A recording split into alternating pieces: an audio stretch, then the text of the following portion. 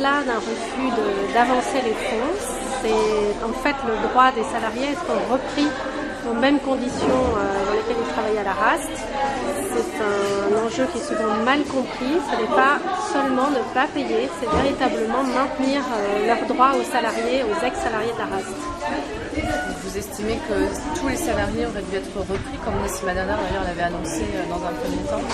C'était une promesse, c'était un engagement qui a conduit justement à la position de l'AGS actuelle. Il y a eu des reculades. Alors tous les salariés peut-être ne pouvaient pas être repris, mais en tout cas ils avaient le droit de savoir pourquoi, comme je l'ai dit. On doit leur expliquer les raisons pour lesquelles on ne peut pas tous les reprendre ou pourquoi on ne peut pas les reprendre aux mêmes conditions. Et ces droits élémentaires que tout employeur du privé connaît, eh bien, n'ont pas été respectés, c'est manifeste. On n'a pas une connaissance globale de ces montants parce qu'il y a des dossiers qui sont ouverts à Saint-Denis et à Saint-Pierre. Je ne suis pour ma part chargée que des dossiers à Saint-Pierre.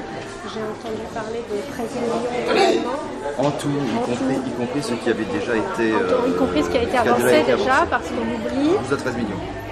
On oublie beaucoup que beaucoup de fonds ont déjà fait l'objet d'une avance aux AGS et que les salariés ont déjà perçu, absolument, immédiatement, ont déjà perçu leurs indemnités, leurs salaires, leurs indemnités de préavis qui leur permettaient justement d'attendre la suite, la prise en charge par les ACDIC, par Pôle emploi.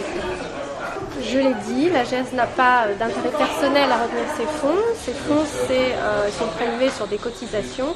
Les fonds seraient versés aux salariés et feraient l'objet d'une collecte supplémentaire sur les petites, moyennes entreprises et grandes entreprises du secteur privé. C'est ce qu'on voudrait qu'il n'arrive pas.